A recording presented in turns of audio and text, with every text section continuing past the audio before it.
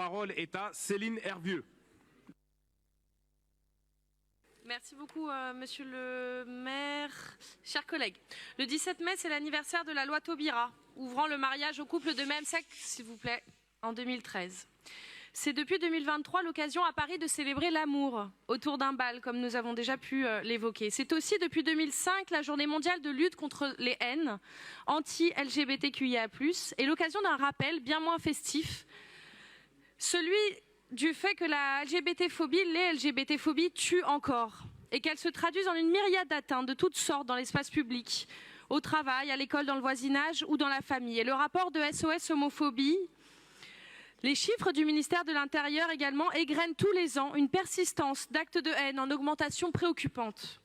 En 2026, plus de 20 ans après le premier 17 mai, il ne devrait plus être possible de se soustraire à l'obligation qui s'impose à chacune et chacun d'entre nous, celle de s'engager sans faux semblant pour faire reculer les préjugés et la haine, pour faire avancer les droits des personnes LGBTQIA+. Et ce constat, je sais que nombre de nos collègues le partagent, à droite comme à gauche de cet hémicycle. Je pense en particulier à la mairie du 9e qui, dès 2014, avait hissé les couleurs de l'arc-en-ciel comme l'ont fait des mairies d'arrondissement de gauche, l'ensemble des mairies d'arrondissement de gauche.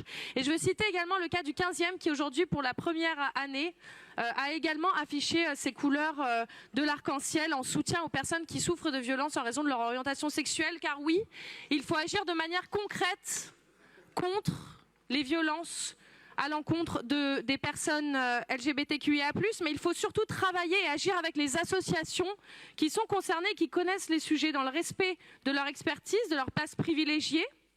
Et parce que ces associations et ce combat concourent à l'intérêt général, il ne faut pas avoir peur des symboles.